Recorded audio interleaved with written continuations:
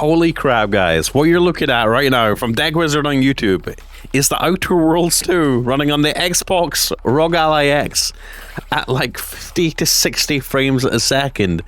And my god, does it look good.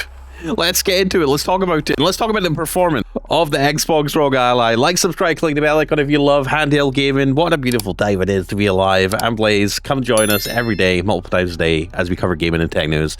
It would mean the world to me. And check the links down below for some really cool stuff, especially gaming handheld stuff. And if you want to get an Xbox ROG Ally, use my link down below. Best Buy, it's available now. So I was just perusing the Xbox Ally subreddit, as you do if you're an Xbox ROG Ally fan, and I saw a bunch of posts from people saying Outer Worlds 2 takes, just love for the Outer Worlds 2 on their Xbox ROG Ally.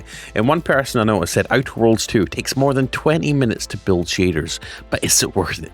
Do you want to wait 20 minutes? Well, after seeing the performance of this thing on the ROG Ally on a handheld in 2025 with this amount of visual fidelity, it's just absolutely wild. Now, this is running 25 watts, 720p low, FSR 3.1, but my god, does it look good. I've seen this thing run on the Steam Deck, and it's like, the Steam Deck version looks so rough, super rough, but granted, the Xbox ROG Ally X is, it's a fair bit more powerful than the Steam Deck at this point, but I can't believe we're getting damn near 60 frames a second out and about, not in corridors, not inside. It's amazing.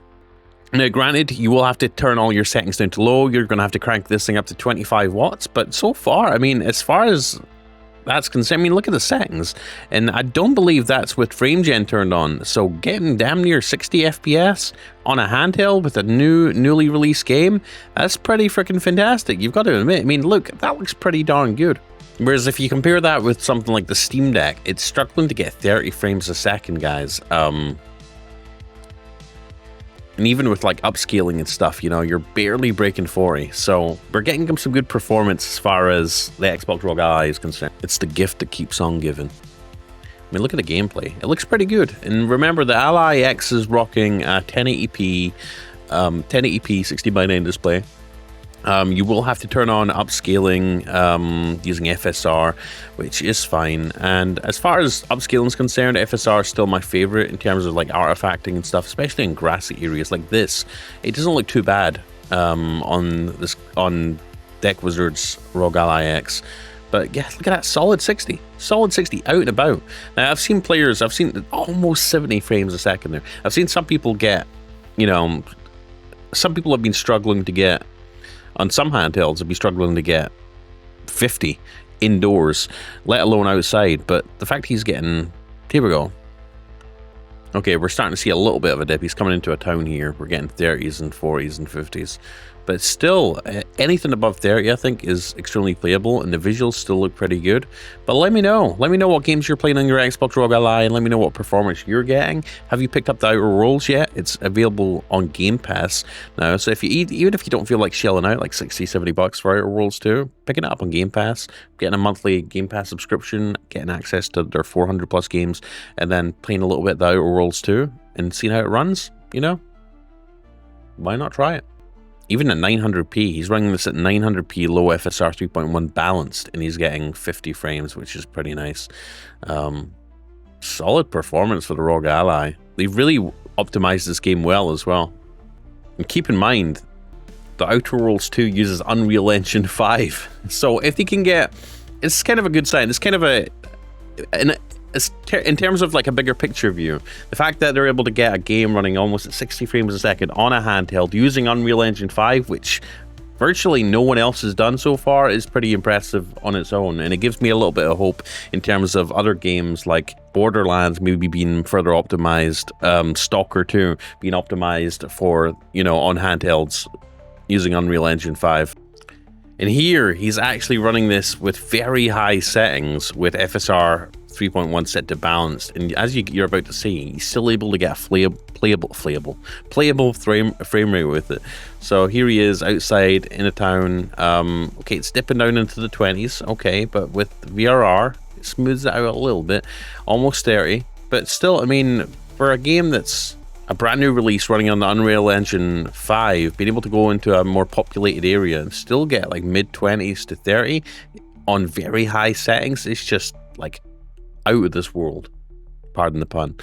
But yeah, pretty impressive. If you crank this down to medium to low with FSR set to balance, I think you're going to be in for a fun time. And as you saw at the start of the video, performance and the visual quality still looks really good. So to cut to the chase, let's talk about what settings I would recommend. Now, I'd recommend running this at 1080p with low settings. And we're going to go through the settings here thanks to Deck Wizard and come show you what to change to. So full screen, 1080p, unlimited frame rate. You want vertical sync turned on. We're going to be using AMD Fidelity FX4.